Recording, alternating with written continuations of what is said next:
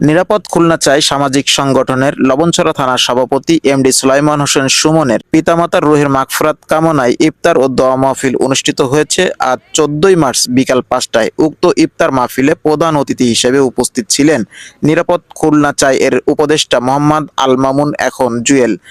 বিশেষ অতিথি হিসেবে উপস্থিত ছিলেন নিরাপদ খুলনা চাই এর সভাপতি সর্দার বাদশা। আরও উপস্থিত ছিলেন সোহাগ শিকদার। উক্ত অনুষ্ঠানে সভাপতিত্ব করেন শাহজাহান মুরাদ চৌধুরী।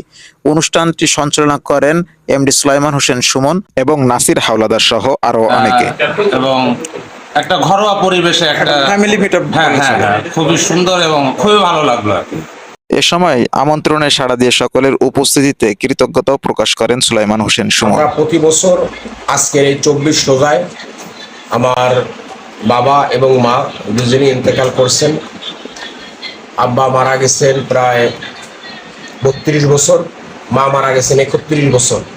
তা আমরা 32 বছর এবং 31 বছর এই আব্বার মার একসঙ্গে মিলাদ মাহফিল করি আমাদের বাড়িতে, এবং এই মসজিদে, বিভিন্ন মসজিদে আমরা ইফতার দেই প্রতি 24 রোজায়। সেই ন্যায় এবছরও করেছি, কিন্তু এবছর একটু ব্যতিক্রম হয়েছে, কারণ প্রত্যেক বছর আমরা 8 ভাই 8 বউ এবং আত্মীয় স্বজন থাকি।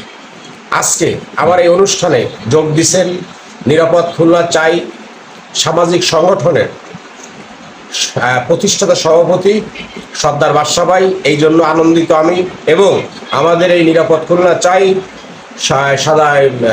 সামাজিক সংগঠনের আমাদের যে উপদেষ্টা আল মামুন এখন জুয়েল ভাই আমাদের এই মাঝে ছিলেন ইফতার পার্টিতে। এই জন্য খুবই আনন্দিত। তার রুহের মাগফিরাত কামনায় বিশেষ দোয়া মোনাজাতও করা হয়। এস এম মশিউর রহমান, খুলনার সময়ের খবর।